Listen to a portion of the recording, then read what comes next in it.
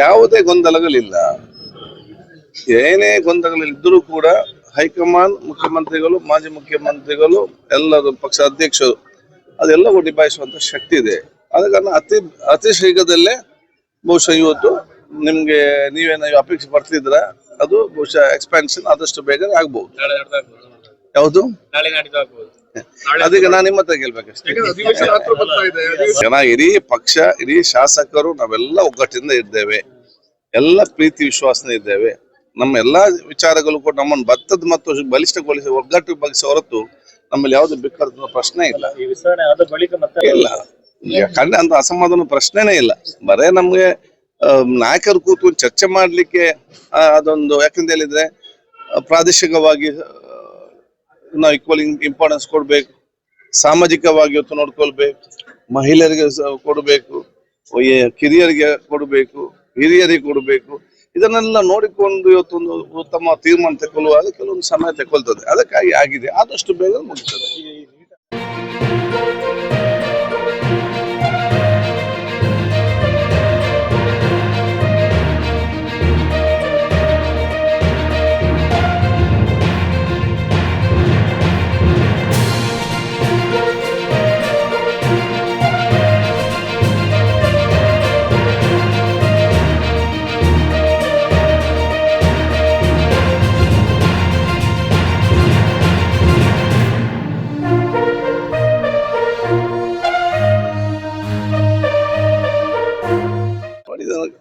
ರಾಜೀನಾಮೆ ಕೊಡ್ಲೇಬೇಕಿತ್ತು. ಅದನ್ನ ವಿದ್ಯಾರ್ಥಿಗಳು ಜೊತೆ ಸೇರಿಕೊಂಡು ಪ್ರತಿಭಟನೆ, ಲಾಠಿ ಚಾರ್ಜ್, ಮುತ್ತಿಗೆ ಇದೆಲ್ಲ ಆಗ್ಲಿಕ್ಕೆ ಅವಕಾಶನೇ ಕೊಡಬಾರ್ದು.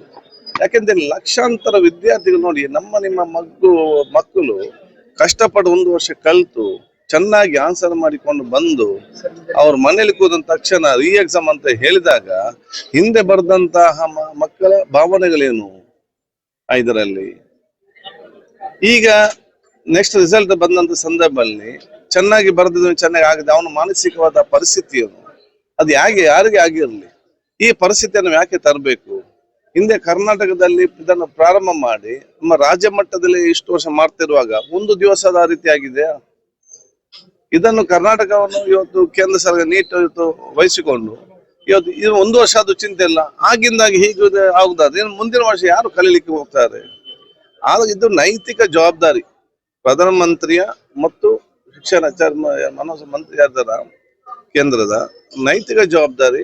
ಬಹುಶಃ ರಾಜೀನಾಮೆ ಕೊಟ್ಟು ಏನ್ ತಪ್ಪಾಗಿದೆ ಅದರ ನೈತಿಕವಾದ ಜವಾಬ್ದಾರಿ ವಹಿಸಿಕೊಂಡು ಕನಿಷ್ಠ ವಿದ್ಯಾರ್ಥಿ ಸಮುದಾಯ ಮತ್ತು ಹೆತ್ತವರ ಅವರಿಗೆ ಪರವಾಗಿ ಇನ್ನು ಮುಂದಕ್ಕೆ ಈ ರೀತಿ ಯಾರು ಬಂದ್ರು ಮಾಡಬಾರದು. ಯಾವ ಮಂತ್ರಿಗಳು ಕೂಡ ವಹಿಸಿದರೆ ಅದನ್ನು ಬಹಳ ಜಾಗೃತಿಯಿಂದ ಅದನ್ನು ನೋಡಿಕೊಳ್ಳುವಂತ ಜವಾಬ್ದಾರಿ ಇದೆ ಎಂಬ ಕೂಡ ಸಂದೇಶ ಅದು ಕೇಂದ್ರದ ಶಿಕ್ಷಣ ಮತ್ತು ನಮ್ಮ ಮಾನವ ಸಚಿವರ ಒಂದು ಜವಾಬ್ದಾರಿ ಇತ್ತು. ಅದಕ್ಕೆ ಅಲ್ಲಿ ಬೇಡಿಕೆ ಕೂಡ ಇದೇ ಬರಬಾರ್ದಿತ್ತು. ಆದ್ರೆ ಏನ್ ಇವತ್ತು ಅಲ್ಲಿ ಆಗ್ತಾ ಇದೆ ಬಹುಶಃ ಅತ್ಯಂತ ನೋವಿನ ವಿಚಾರ, ಅತ್ಯಂತ ಖೇದಕರ ವಿಚಾರ. ಇದನ್ನು ಆದಷ್ಟು ಬೇಗನೆ ಪ್ರಧಾನಮಂತ್ರಿಗಳು ಮುಂದಿನ ಬಗೆಹರಿಸಬೇಕು. ಏನು ರಾಜೀನಾಮೆ ಬೇಡಿಕೆ ಈ ಎಲ್ಲಾ ನಮ್ಮ ಕರ್ನಾಟಕ ರಾಜ್ಯ ಮತ್ತು ದೇಶದ ಎಲ್ಲ ಯುವಜನ ಮತ್ತು ವಿದ್ಯಾರ್ಥಿಗಳ ಹೆತ್ತರ ಪರವಾಗಿ ಇವತ್ತು ಕೇಳ್ತಾ ಇದ್ದಾರ. ಬಹುಶಃ ನೈತಿಕ ಜವಾಬ್ದಾರಿ ರಾಜೀನಾಮೆ ಕೊಡ್ಬೇಕು ಹೇಳಿಕೆ ಬಯಸಿದ್ರು. ಅವತ್ತು ಪಂಜಾಬಿನಲ್ಲಿ ರೈತರು ಕೂತ್ಕೊಂಡಾಗ ಅವ್ರು ಯಾರ ಅಂತ ಹೇಳಿದ್ರು, ಇನ್ನೊಬ್ಬರು ಕೂತ್ಕೊಂಡ ಇನ್ನೊಬ್ಬ ಉದ್ದೇಶ ಅಂತ ಹೇಳ್ತಾರೆ.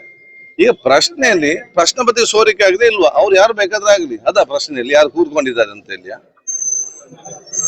ಯಾರು ಹೊರಗಿನ ಯಾರು ಬೇಕಾದ್ರೆ ಇದು ಇಟ್ಸ್ ಪಬ್ಲಿಕ್ ಇಶ್ಯೂ. ಇದರಲ್ಲಿ ಅಲ್ಲಿ ಇವತ್ತು ಪ್ರಶ್ನೆ ಏನಿದೆ, ನೀಟ್ ನ ಪ್ರಶ್ನೆ ಪತ್ರಿಕೆ ಸೋರಿಕೆಯಾಗಿ ಲಕ್ಷಾಂತರ ವಿದ್ಯಾರ್ಥಿ ಮತ್ತು ವಿದ್ಯಾರ್ಥಿನಿಗೆ ಮತ್ತು ಇವತ್ತು ನಮ್ಮ ಪೋಷಕ ವರ್ಗದವರಿಗೆ, ತಂದೆ ತಾಯಂದರಿಗೆ ಅನ್ಯಾಯ ಮತ್ತು ಮೋಸ ಆಗಿದೆ ಇಲ್ವಾ? ಇಷ್ಟೇ ಇರುವಂತದ್ದು. ಆಗಿದ್ರೆ ಅದರ ಜವಾಬ್ದಾರಿ ಯಾರು ವಹಿಸ್ಕೊಳ್ಬೇಕು. ಇನ್ ಯಾರು ಮಾಡಿದಾರೆ ನಮ್ಗೆ ಅಂತ ಇಲ್ಲಿ ಅದು ಮತ್ತೆ ನೋಡ್ಬಹುದು. ಅವ್ರ ಬೇಡಿಕೆ ನ್ಯಾಯಯುತವಾದ ಬೇಡಿಕೆ ಅಲ್ವಾ? ನ್ಯಾಯಯುತವಾದ ಬೇಡಿಕೆ ಯಾರು ಅದನ್ನು ಮಾಡಿದ್ರು ಕೂಡ ಅದನ್ನು ಬೆಂಬಲಿಸಬೇಕು. ಕೇಂದ್ರ ಸರ್ಕಾರಕ್ಕೆ ಮಾನ್ಯತೆ ಕೊಡ್ಬೇಕು. ನನ್ಗೆ ಗೊತ್ತಿಲ್ಲ ಇದರಲ್ಲಿ ಮತ್ತೆ ಕಾರಣಗಳಿರ್ತದಲ್ಲ. ದೇಶದಲ್ಲಿ ವಿದ್ಯಾರ್ಥಿಗಳು ಮತ್ತು ಹೆತ್ತವರು ಪ್ರೊಟೆಸ್ಟ್ ಮಾಡುವಾಗ ಅವರ ಪರವಾಗಿ ಪಾರ್ಲಿಮೆಂಟ್ ಅಲ್ಲಿ ಮಾತಾಡ್ಲೇಬಾರ್ದ? ಆ ಪ್ರತಿಪಕ್ಷ ಜವಾಬ್ದಾರಿ ಏನಿದೆ ಅದು ಪ್ರತಿಪಕ್ಷದ ನಾಯಕರು ಮಾಡ್ತಾ ಇದ್ದಾರೆ. ಅವ್ರು ಮಾತಾಡ್ಲೇಬಾರ್ದಂತ ಹೇಳಿದ್ರೆ ಹೇಗೆ? ಅದನ್ನು ನಿಭಾಯಿಸುವಂತ ಕೆಲಸ ಅದು ಸರ್ಕಾರದ ಕೆಲಸ. ಸರ್ಕಾರ ವೈಫಲ್ಯ ಆದ್ರೆ ಸಂಸದ ಈ ರೀತಿ ಆಗ್ತದೆ. ಸರ್ಕಾರ ಎಲ್ಲರಿಗೂ ವಿಶ್ವಾಸ ತೆಗೆದುಕೊಂಡು ಜನಪರವಾಗಿ ದೇಶದ ಪರವಾಗಿ ಇವತ್ತು ಕೆಲಸ ಮಾಡಿಕೊಂಡು ಈ ದೇಶದ ಪರವಾಗಿ ಆಲೋಚನೆ ಮಾಡಿ ತೀರ್ಮಾನ ತಗೊಂಡ್ರೆ ಈ ಸಮಸ್ಯೆನೇ ಬರುವುದಿಲ್ಲ. ಅಲ್ಲಿ ಪ್ರತಿಭಟನೆ ಆಗ್ತದೆ, ಲಾಠಿ ಚಾರ್ಜ್ ಆಗ್ತದೆ, ಮಕ್ಕಳಿಗೆ ಮೋಸ ಆಗಿದೆ, ಎಷ್ಟೋ ಟೆನ್ಷನ್ ಅಲ್ಲಿ ಇದ್ದಾರೆ. ಈ ಜನರ ಪರವಾಗಿ ಅಸೆಂಬ್ಲಿ ಪಾರ್ಲಿಮೆಂಟ್ ಅಲ್ಲಿ ಮಾತಾಡಿದ್ರೆ ಮತ್ತೆ ಎಲ್ಲಿ ಮಾತಾಡುದು?